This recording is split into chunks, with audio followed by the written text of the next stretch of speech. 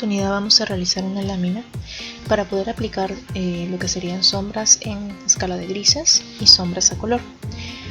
Para esta lámina vamos a realizar 3 gráficas a cada lado.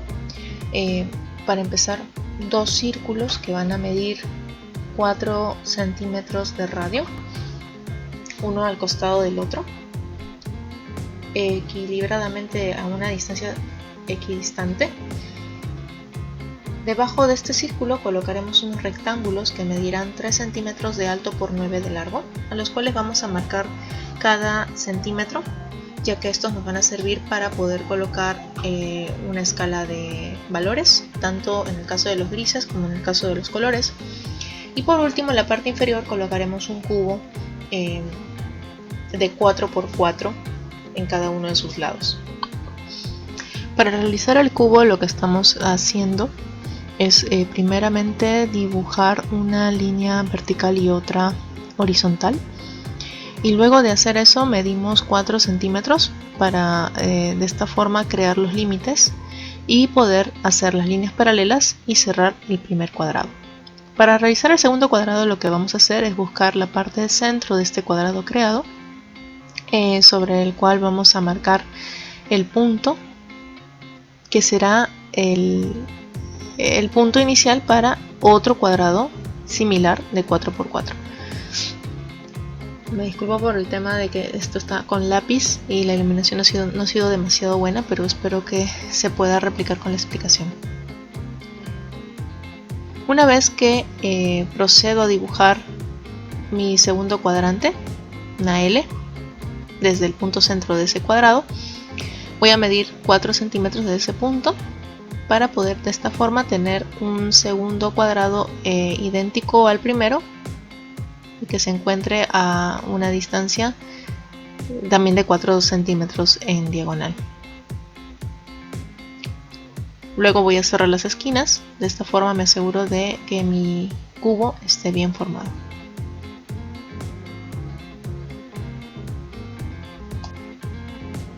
Para borrar algunas cosas que son un poco complicadas de borrar simplemente con el ancho del borrador, voy a hacer uso de esta plantilla de borrado.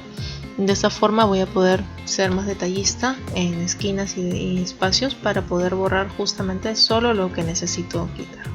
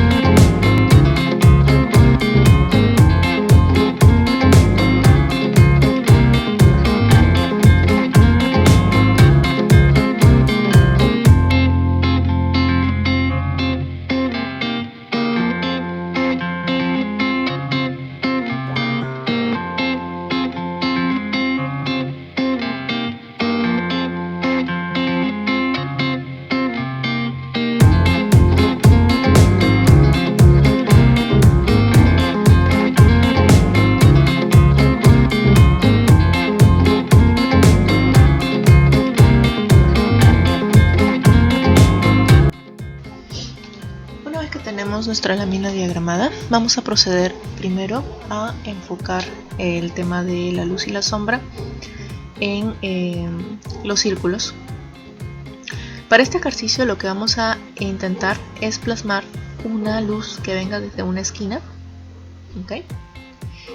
Justamente voy a plasmarla como que está en una esquina, puede ser a un costado, y dependiendo de la ubicación de esta luz es la sombra la que me va a generar. Si la hago muy inclinada, la sombra que se genera va a cubrir incluso al otro círculo y yo no quiero eso. Así que mi luz va a quedar en una zona superior, muy pegada a la izquierda, que me abarca, digamos, una inclinación en unos 30 grados aproximadamente, a un máximo de 45 grados. Esto es necesario para poder nosotros enfocar perfectamente cómo va a caer la sombra del objeto y también cómo es que vamos a hacer la sombra dentro del objeto, porque según cómo cae la luz nosotros podemos indicar la forma en que cae la parte más clara, ya sea color o en grises, y también indicar cómo es que cae la sombra del objeto sobre una superficie inferior. Tenemos que pintar también los elementos dándole la forma circular en este caso, pero siempre es necesario abarcar estas líneas de referencia para saber en dónde está mi punto de luz, si tengo solo uno o tengo más. Puede ser que tenga más de un punto, en este caso tengo solamente uno, para poder así colocar correctamente las sombras. Lo siguiente que hago es simplemente comenzar a pasar con un lápiz, en este caso 2B, para poder darle un poco de énfasis. Los trazos iniciales los he dibujado con HB, por ello es que no se notan tan fuertes. Comienzo a rodear la imagen con el lápiz para crear un poco de sombra e ir trabajando en líneas. No debo de presionar el lápiz, lo estoy agarrando desde la mitad, recuerden eso, y se debe de pasar el lápiz de manera suave. En este caso es un 2B. Después agarraré de repente un 4B o un 6B o 7B para poder darle un poco más de énfasis a la sombra. Es preferible cambiar de lápiz antes que presionar el que estemos utilizando. Normalmente para las zonas que están más cercanas al objeto y para crear una sensación de una sombra más realista, lo que hago es pintar como una forma de check. Es como si estuviera haciendo un check cercano al objeto, y de esta manera me permito tener una sombra un poco más realista. Lo mismo hago hacia el otro extremo, siempre el punto del checking lo empiezo desde el objeto hacia afuera. Para poder conseguir el efecto de volumen que se quiere, siempre las líneas deben de tener la misma forma del objeto, en este caso circular, por tanto mis líneas son también curvas. Debo de ir trazando una tras otra, no estoy presionando el lápiz para nada, lo que intento es darle más énfasis a los bordes y es entonces en donde paso más veces el lápiz, es decir, pinto una capa, 2 capas, 3 capas y solamente en las zonas donde quiero que se vea mucho más fuerte, no presiono el lápiz, vuelvo a pasar una capa más de pintura, solamente en esos lados. Lo mismo voy a hacer con la escala de grises para que estas se noten. Lo que intento es primero pasar una capa general en toda la superficie del rectángulo. Teníamos unas marcas hechas a cada centímetro, de manera que a partir de la segunda marca vuelvo a pasar el lápiz en todo el rectángulo hasta el final. Luego a partir de la tercera marca, dejando lo que había pintado anteriormente. Luego a partir de la cuarta marca vuelvo a pasarlo. Luego a partir de la quinta marca, a la sexta, a la séptima, octava, hasta que por último solo pinto nuevamente la novena marca final.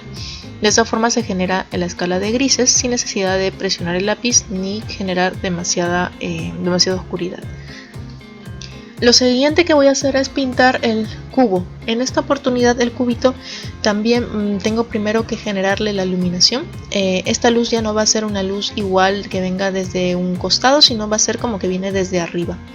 Estoy generando entonces las sombras, me las planteo si es que la luz viene desde arriba con una línea de inclinación para generar la forma en que la sombra se va a generar.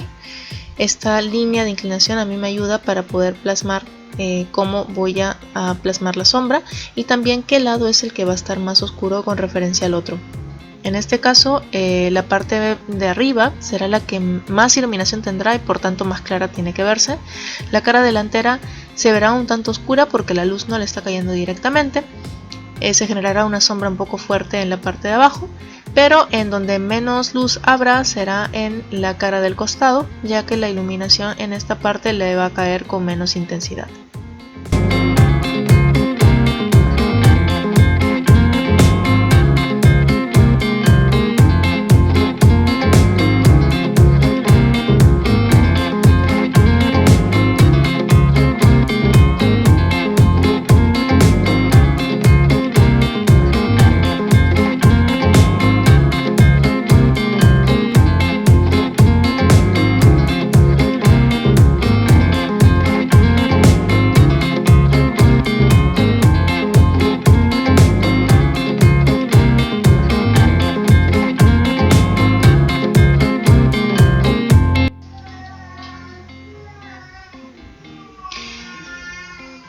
realizar el otro, que sería colores, tenemos que elegir primero un color que va a ser nuestro color de base.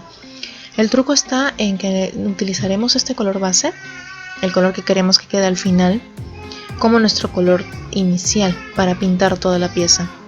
Haremos exactamente algo parecido a lo que hicimos con el caso de los grises, solamente que utilizando este lápiz de color. De preferencia estoy utilizando lápices de colores acuarelables para luego poder realizar un detalle al finalizar la forma de acabado. Para las sombras utilizaré el color de complemento. Siempre es bueno utilizar el color de complemento para las sombras de cualquier elemento que pintemos a color. El procedimiento es exactamente igual al que hicimos con escala de grises, solamente que en este caso utilizando lápices de colores.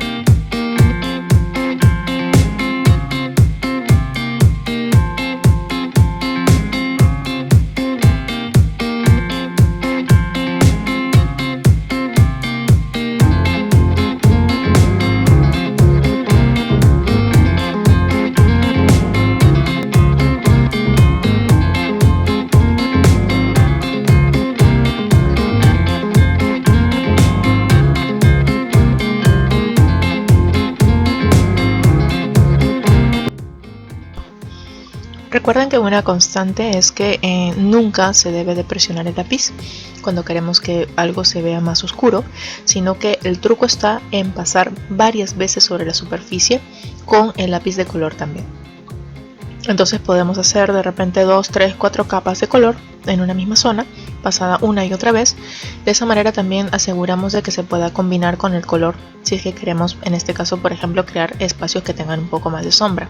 El color de complemento se pasaría como parte de las capas que se están colocando en determinado lugar. A más sombra, más color complementario. Recuerden que siempre es importante, si es que mi objeto va a ser en color naranja, uso el naranja como base y el azul como complemento.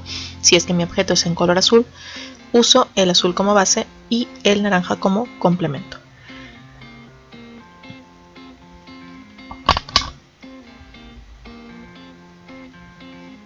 Lo que ahora estoy haciendo es aplicarle un poco de agua para poder darle el acabado acuarelable. De esta manera conseguimos una superficie más lisa y la combinación de los colores se realiza de una manera más homogénea. Ya no van a quedar líneas, digamos, al momento de las mezclas, casi se va a quedar imperceptible el tema de la combinación de los lápices y vamos a poder tener una sensación de volumen un poco más interesante.